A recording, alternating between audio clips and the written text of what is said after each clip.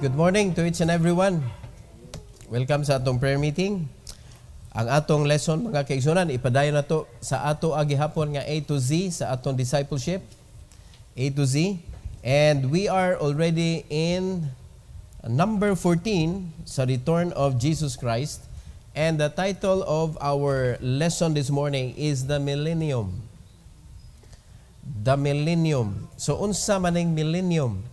Kanusa man siya mo-occur? Kanusa man siya mutunga ang millennium? Ug unsa may mga mahitabo aning millennium? So, muna itong isgutan.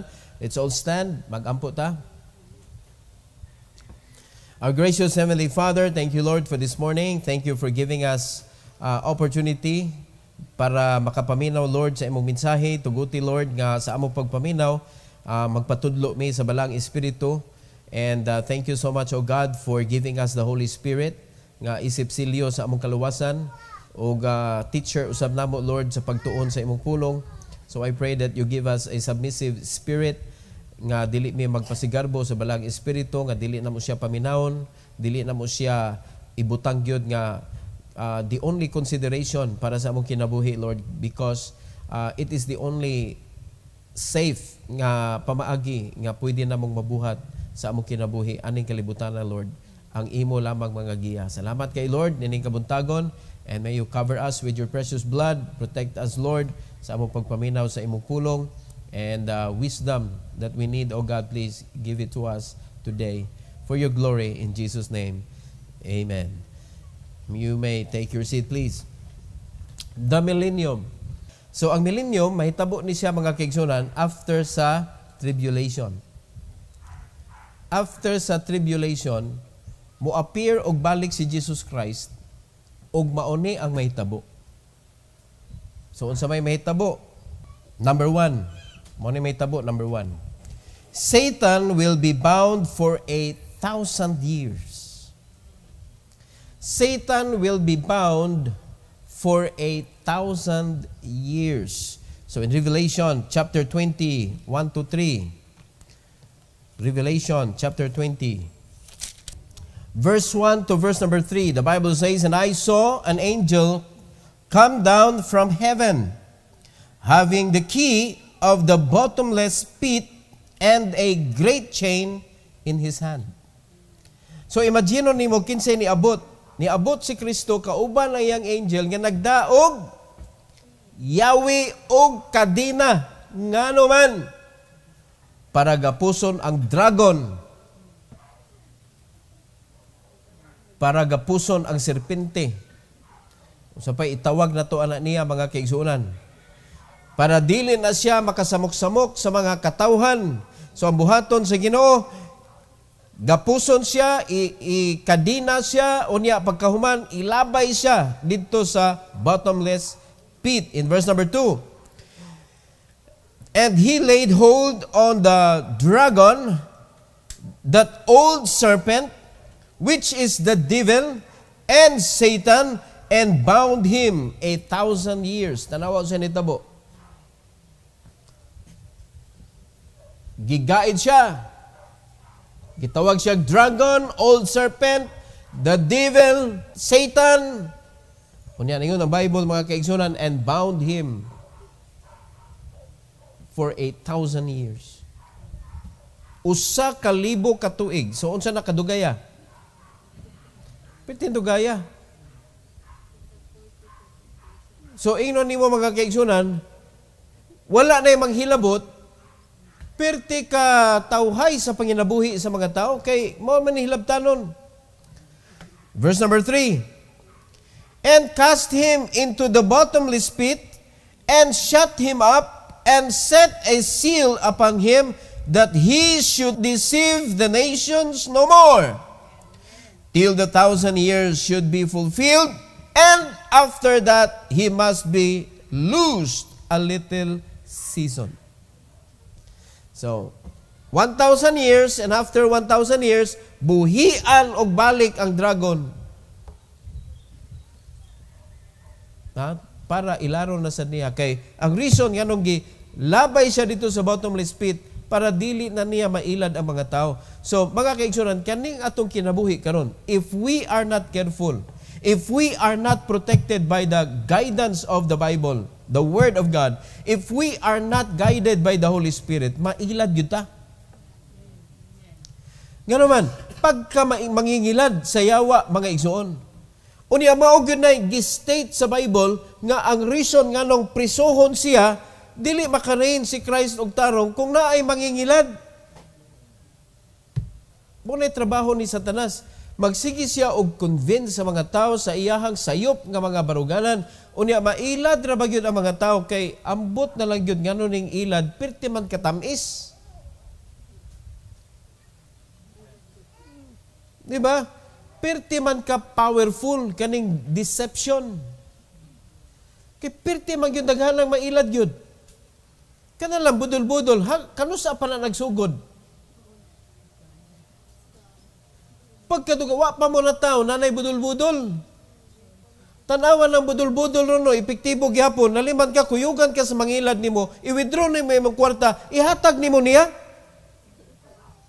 Nabudol. Yan naman yung mga cases karon bag-o lang. Ganailad. So, the same kanang strategy, effective gyapon. Kaning pagpangilad is very powerful. Mo na pagkapriso ni Satanas, wala na, nawa na ang gahom sa deception. Kay siya man ang nag-empower anang pagpangilad. Siya may mo liso, mga kaigsunan, siya may mo tabang og kanabitang convince. Kay malipay masyag na mangilad. Muna kini mga Kristohanon, sig pangilad, malipay siya. Ngano man, gigamit ang iyahang sistema. Sistema man na siyawa. Muna paghipos nas Ginoo niya, ang pinakarason nga gisulti sa Bible para dili na niya mailad ang mga katawhan. So unsa ka nindot nga wa nay ilad sa kalibutan. And knowing kinsa man ang mga tawhan na naa sa millennium. Mo na mga tawhan nga naay seal. Naay tatak 666 asam day gikan og lain mga tawo. Nga after tribulation wa pa man sila nangamatay. After tribulation naa pa ang problema. Mga kaigsunan. Naa pa mga tao, naa pa ang kanang sa tawagan ng mga tinatakan niya katong mga walay tatak nangamatay naman to. Nangamatay na to sila. So ang nagpabilin puros na ay mga tatak to live during the 1,000 years.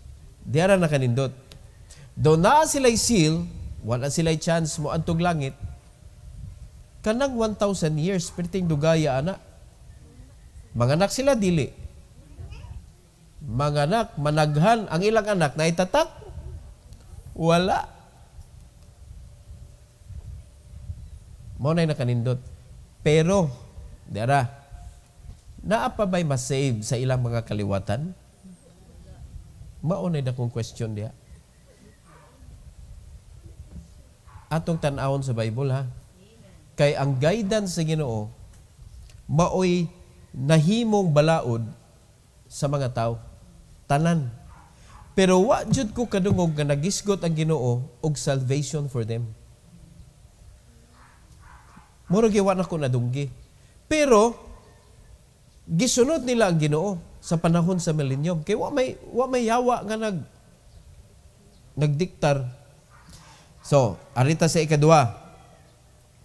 Christ will reign on the earth for 1,000 years. So, samtang si Satanas to as a bottomless pit, si Christ po siya nag-reign. Og diri pa ta makakita og sakto gyud. Kanang peaceful gyud mga kaigsunan nga pamalaod. Diri ta makakita. Now, in Revelation chapter 20 gihapon, and verse number 4 to verse number 6,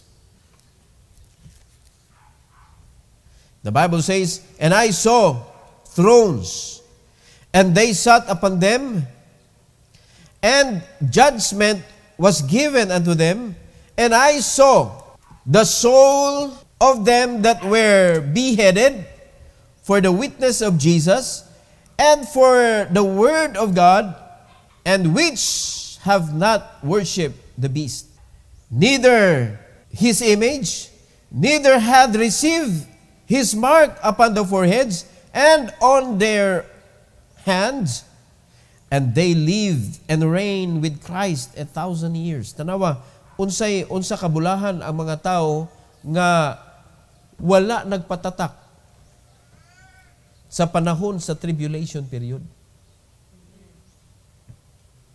Bulahan kay sila, and they became part of the first resurrection. Sila man na ang nasa first resurrection. Kita rapture man ta. During the rapture, ang katong nangamatay ug ang nagpabilin buhi, i-rapture og dungan.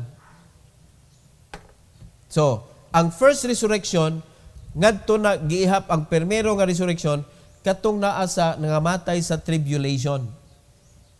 First resurrection. Tanaw na to kinsay second resurrection. So morning first resurrection, they reign with Christ tungod kay sila naghatag sa ilang kinabuhi for the word of God and for the Lord Jesus Christ. Wa gyud sila ni submit ngadto sa yawa. Now, wa man gibutang diri kinsa ni nga klase nga mga tao, pero mga kaigsunan, inon ta mo, mauni ang mga Hudiyo nga gi-protect sa Ginoo. They are going to reign with Christ. Mauni ka itong mga nag-white robes nga nakita, nga kinsa man na sila, din man na sila gikan. Gikan sila sa tribulation. And I believe, mga igsoon, that they are Jewish people. Mga pinili ni sila. Na-save sila during tribulation. Now, in verse number 5, it was Bible, but the rest of the dead live not again until the 1,000 years were finished. This is the first resurrection. So, mo nang gitawag og first resurrection. So, ang katong mga nangamatay, nga wala na luwas, wa pa sila na-resurrected. Nagpabilin sila. Kaya na sila panahon, kano sila ma-resurrect. So, ang unang na-resurrected, katong namatay for Christ. Namatay para sa pulong. Sama sa gisulti sa verse number 4. And in verse number 6, the Bible says, blessed and holy is he that hath part in the first resurrection. On such the second death hath not power. But they shall be priests of God and of Christ, and shall reign with him 1,000 years. Pagkahaya-haya. So rin daw din, pero ayaw na lamog atong tribulation. Oy, kay basig, sigurado yun mo, tigil mo maapilan eh. Karoling ato because we are just being invited by Christ. Nadawat na nato ang extension of His grace. Gentiles. Di ba? Kaya mo nakakaroon, magkugit ta sa atong mga kaliwatan. Magkugit tagwali sa mga hintil, mga igsoon, because this is our only hope. Karon ra, sa panahon sa grasya. Mo ni kaning grasya, para gyud ni sa mga, para sa mga Gentiles. Karon ang panahon sa atong kaluwasan, mga hintil. So mo na nga, keep on discipling, keep on preaching the gospel of the Lord. Ang atong kinabuhi, dapat dili mo hunong sa paghatag og panahon anang ebanghelyo, igsoon. Nga mahatag yun na nato. Pinaagi sa atong pagwali, and most importantly, pinaagi sa atong kinabuhi. Nga maglibog yun na sila, ganong lahi yun mo. Amen? Di ta mo apil anang kanang negosyo sa pagpangilad. Kita mga Kristiyanon, ipakita nato nila that we are true to our words. When we deal with people, natin mga dealings, dapat tinuod mo na kita dito patakag apil. Sabta na to, ay mo patakag apil, ano mga investment diha, o niya pagkahuman, i-turn out mga igsoon nga, ila di ay niya ang gigukod, mga pastor na. Kaya ganahan kaya nang ibutang na namin yung kwarta niya, managhan na.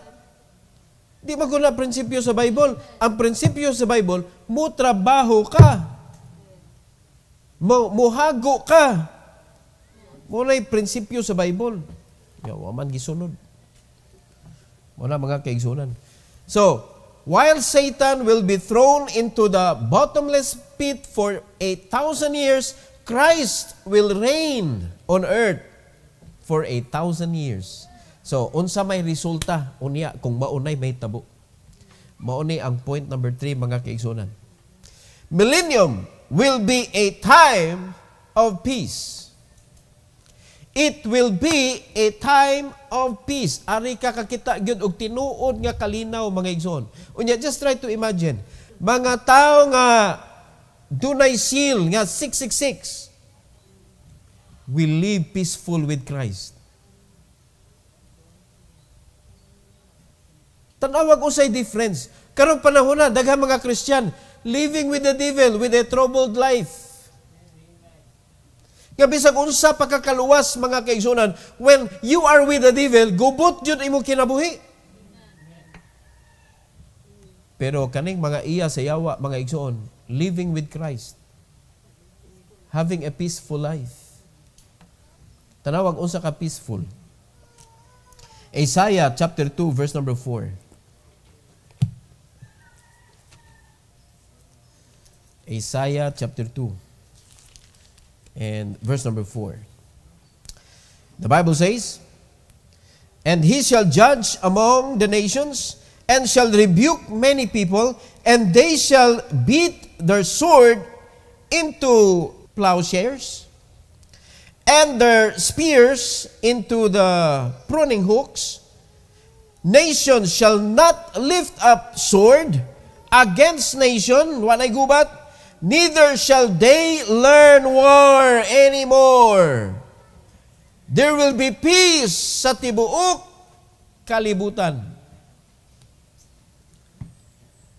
Wala na gubat. Ang ilang mga espada, ilan ang ipang gubon na nila, i-destroy na nila. Ilang mga bangkaw, ilan ang panggubon. Walay armas, walay gubat. Diba? Mura man yung rason, nga na gubat, nga naman, gabuhat mong armas. Padak-anay na mag-armas. Kanindo tragway armas. Pero because of the devil, weapons are created. Because with Satan, there is war. But with Christ, there is peace. Muna kita, this is a lesson for us. Asa makamukuyog isip Kristohanon? Muna imong kinabuhi, puro gubat. Muna imong utok, puros kasuko. Muna imong utok, puros duda, puros kalagot, puros kalain, puros panluod. Nga naman, because you are with the devil who owns all those characters. But if you are going to walk with Christ,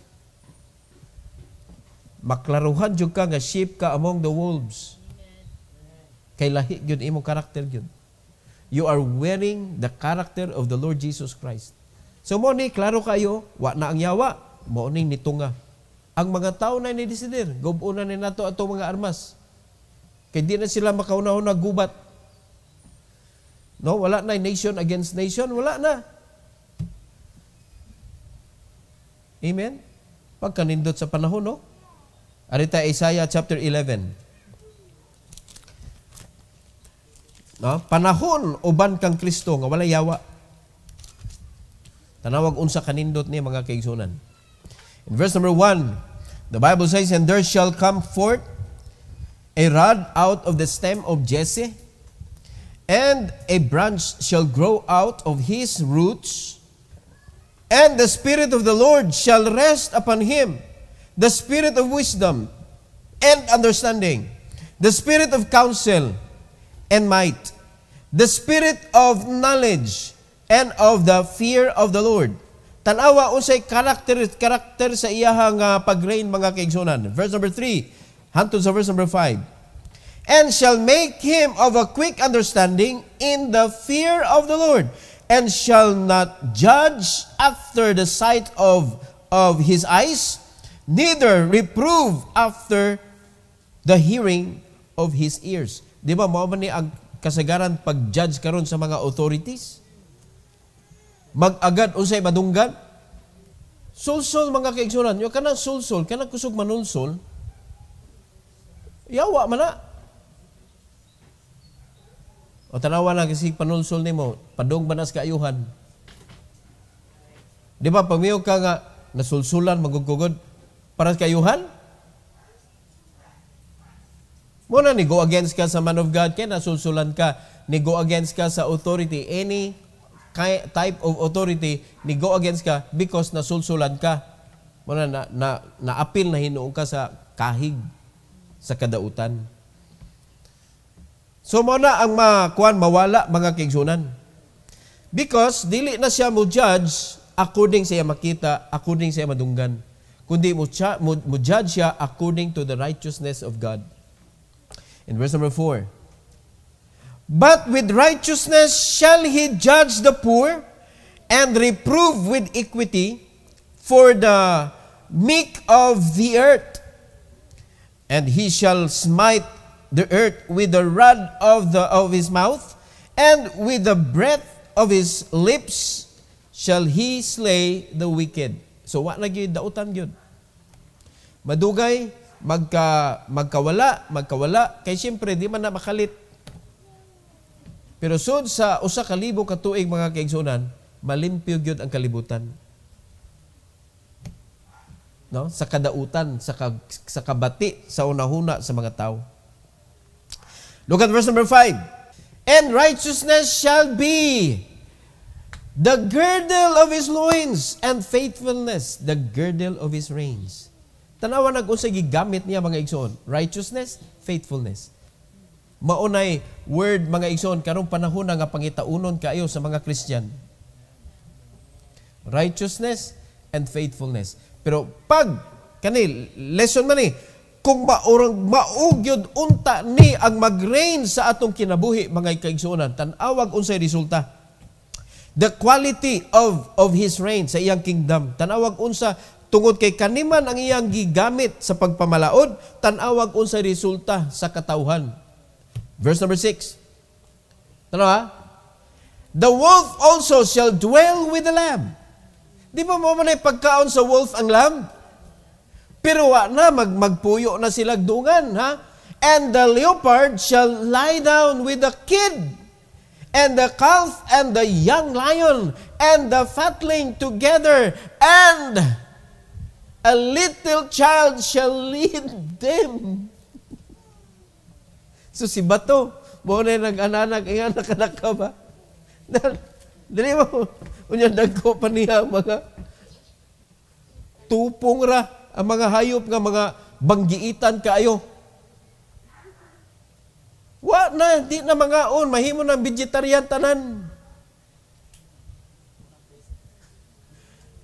No? Dili na sila mahimo carnivorous.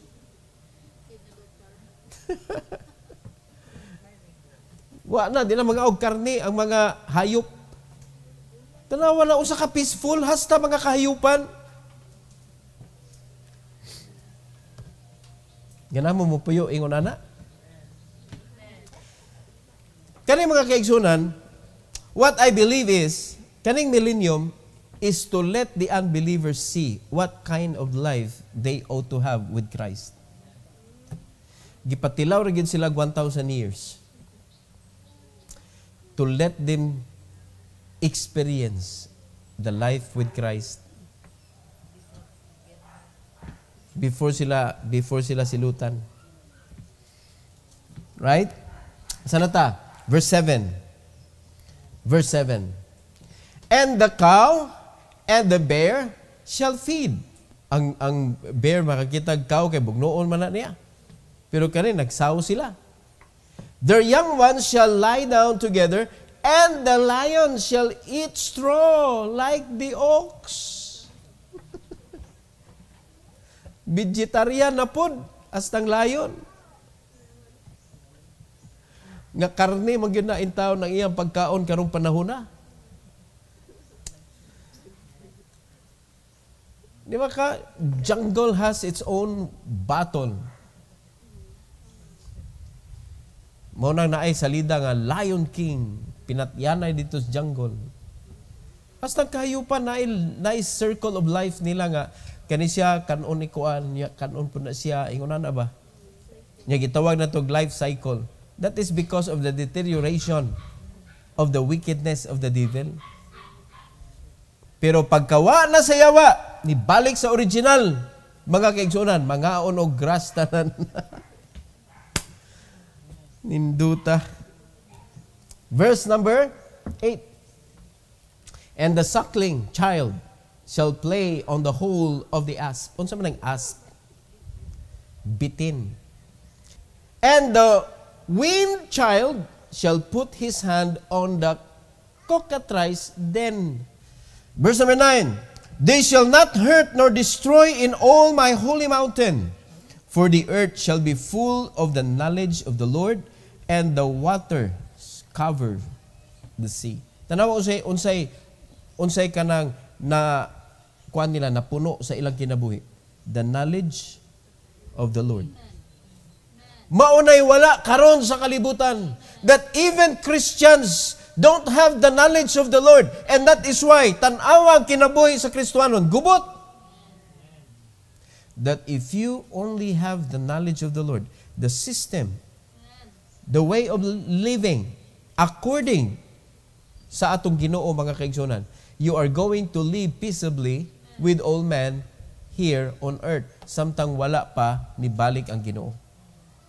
Karon ba sa atong panahon? Muna gimanduan nito live peaceably with all men. Because we could. If we have the knowledge of the Lord.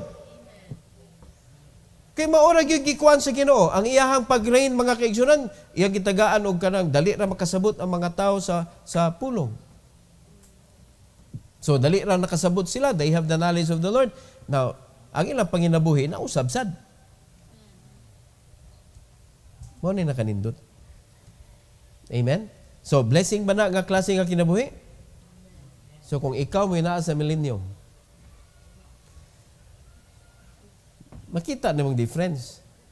Pero ang kapait lagi, makalimot naman sa kadayon.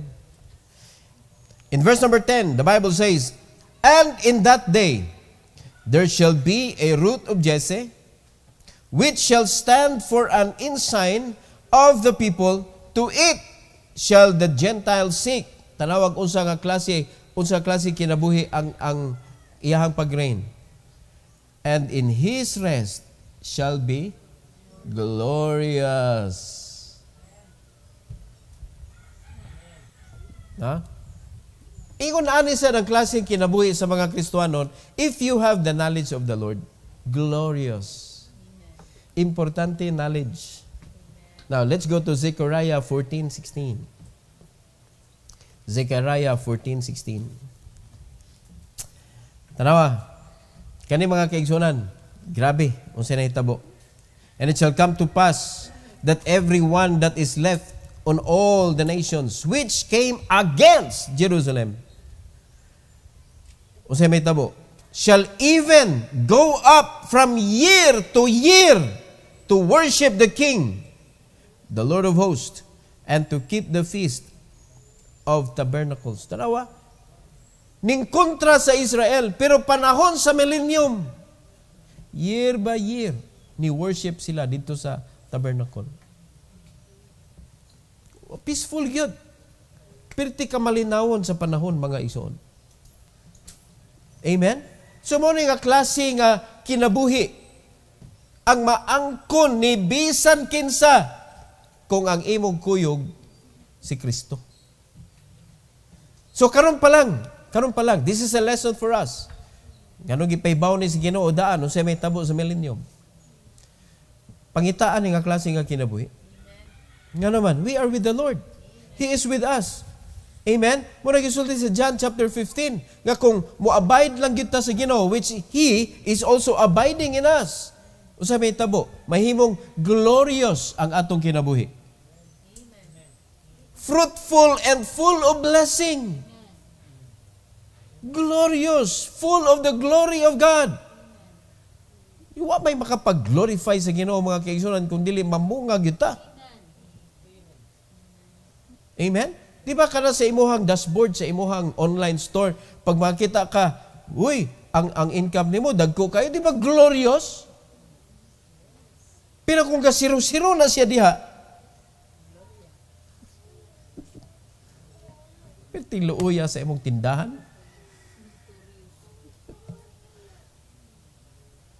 Di ba? So just follow the guidelines. Just like us, we just need to follow the guidelines of the Lord and live according to His Word. Glorious ang kinabuhi. Walay gubot. Walay gubot. So, perting luuya. So ang sunod ani, kay diri naman ni taman mga igsoon, di naman ta, wala naman, di na ta mo diretso ngadto sa Armageddon. So after ani mga igsoon, according to what the Bible says, buhian si Satanas. Inigbuhi niya and he will deceive the people. Kaya ba mo sa kadaghan? Like the sand of the sea, of the shore, seashore. Sama kadaghan sa balas. Ana kadaghan ang ma-deceive niya in a short period of time. So sa metabo, they will gather together. They will go to the mountain and war against the Lord. Tanawa, ang nakatilaw og peaceful life, makig-away nas Ginoo.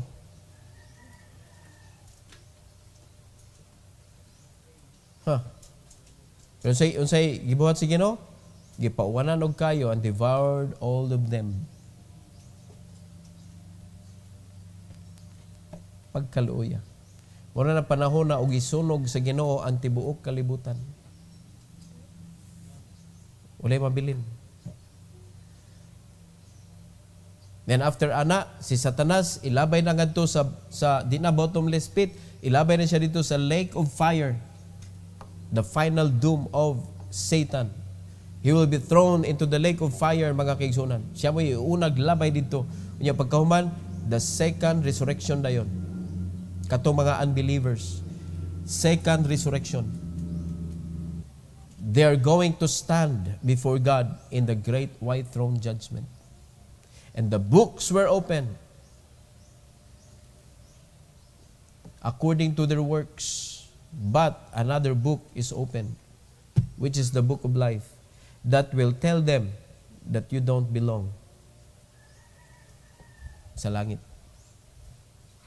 Whosoever was not found written in the book of life was cast into the lake of fire, which is the second death. Kaita, no? So, muna na, diritso na mga kaigsunan. And then, ando na dayon ang new heaven and new earth. So, ang sunod ani is the war of the Armageddon. Muna to, na-deceive niya, then gubat dayon. So, after sa gubat, ilabay na si Satanas dito sa lake of fire. Unya, second resurrection dayon para pagahukman na ang katong mga unbeliever sa great white throne judgment. After that, the new heaven and new earth. Hapit na. Hapit na. Mga kaigsunan, atong suliton, atong pagpuyo, anong kalibutan na? Muna, nakasabot ta mga igsoon, nga ningaw na ginaw, live peaceably. Muna, maningkamot ta nga, away ba? Way-away. Kamong banag asawa, paningkamot mo nga way-away. Muna, sikreto para way-away, si asawa ay dyan pagbuot sa imo banag yun. Kay ang resulta na away yun na. Bisag unsa pa kanindot ang imuhang intensyon. Sayop na daan imong aksyon. So, muna, pagtawhay sa paglakaw sa inyong pamilya. Are you listening? Muna pagka mo mga bana, makita na mo imong asawa, murag nagpagawas naman ni siyang sungay. Oh. Eunice is not exempted to that kind of attitude. Nabinag kamagwangan, ako kamanghuran. Pero mugawas na ganina, she doesn't even know. Kumugawas na nga, murang magbuot na siya. Ako rin siya ingnon, simple kayo. O sige, kanang ingna kong unsay buhaton, unya, parang ako sunod nimo, ipakita na ko nimo unsa ng submission. Kabantay din siya. Ay, sorry. Okay, murag ikaw na may magbuot. Sige, ikaw na lang manage. Mo atras din siya. Di man mo kabantay gud nga nagbuot na mo. Amen. Kita po mga bana, di po nato sila bundakan. Ikaw magbuot. So ikaw ba na? That is not good leadership. Di ba? Sige, ikaw tanartog asa ta padungan ni. Hinay lang. Mabangga mong samot. Atong hinginlan mga kaigsunan kana mga batasan sa yawa sugod sa atong panimalay. Kay kaning millennium mo ni ang teaching mga kaigsunan that if we are going to live with Christ according to His Word, we are going to fill our life with God's Word. Di ba mo na yung guidance? Puna ang imo kasing-kasing sa pulong sa Dios. Nya tanawa resulta, mao ni. Dili maghinukmanay ba? Ikaw mamay kasagaran madunggan na turon. With the Lord, wa na siya mga kaigsunan. Pero usa na to nga kalipayan gyud. Dili ta apil ani nga mga panahon na. And naaman diha kanang mo reign with Christ. Klaro naman to ang katong wala natatakan during the tribulation period. They are going to reign with Christ kay sila man mahimong priest. Di ba? Pero kita nga naa karon mga kaigsunan, there will be some of us nga mo reign sad together with Christ. Unya sigurado na gyud to mga apostoles nga naghatag gyud sa ilang kinabuhi. But the Christians that will suffer with Christ will also reign with Him. That's what the Bible says in 2 Timothy. Si kinsa to ang mag-suffer with Christ will also reign with Him. Karon saan mo reign? Millennium. So you want to reign with Christ? Suffer with Him. Labor. Oh. Simple naman niya itong suffering. Ayok tumana imuhang kapritsyo. Nga ipulin imo mga kaigsunan sa buluhaton sa Ginoo. Nga gisunod-sunod na ka sa imong gusto sa imong kinabuhi. Manya ang buluhaton sa Ginoo, biyaan nimo. Amen? Your enemy is yourself. Defeat yourself for the Lord. Then another enemy is the world. Defeat the world for the Lord. Another enemy is the devil. Let the Lord defeat the devil. Ay pangaway sa yawa. Ayog pangaway sa yawa. Kay bout. Atong review, atong lesson. The millennium. Sa ito'y una. Prisohon si Satanas. Pila ka tuig? 1,000 years. So, daghana ng mga anak, Lalima ka iyang giilad sama kadaghan sa balas? Di maihap. Countless people. No? So, samtang gipriso si Satanas didto sa bottomless pit.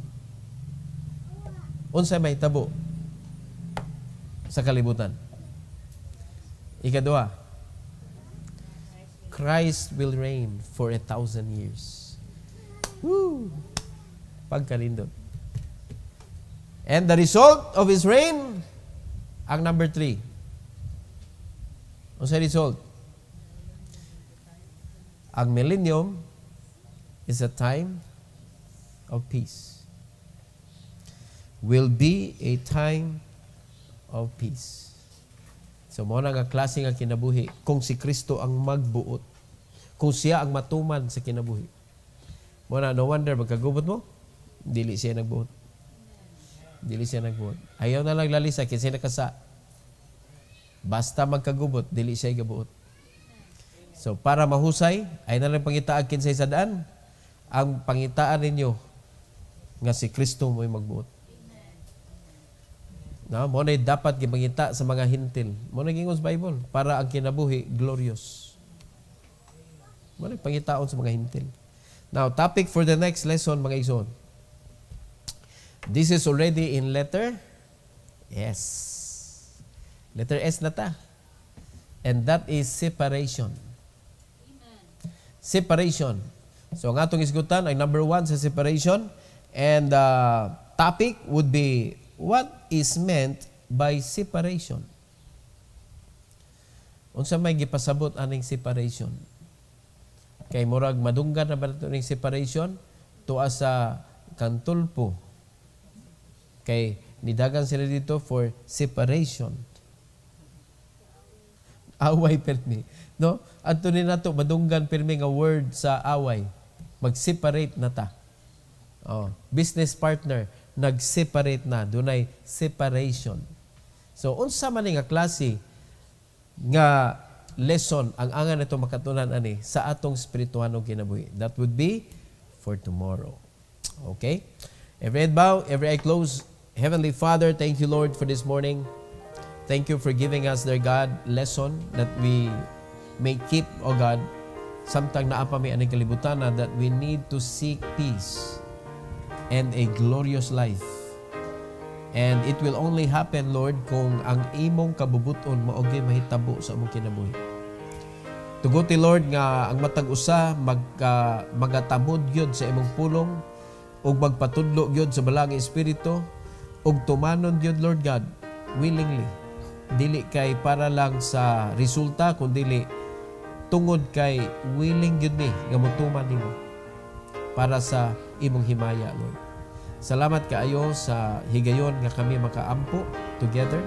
Please bless each and everyone's heart, O God, this morning nga in tune midiha kanimo, Lord, so that when we pray, magkahiusa ang among pagtuo. And I believe, dear God, in what your Bible, what the Bible says, that ang pag-ampo sa usa ka matarong nga tawo mas mapuslanon siya. Salamat kay Lord sa imuhang hamiling dugo nga muhugas kanamo and make us worthy to approach your throne this morning, O God. Thank you so much once again, and for your glory we pray in Jesus' name. Amen. Amen. Praise the Lord. Salamat.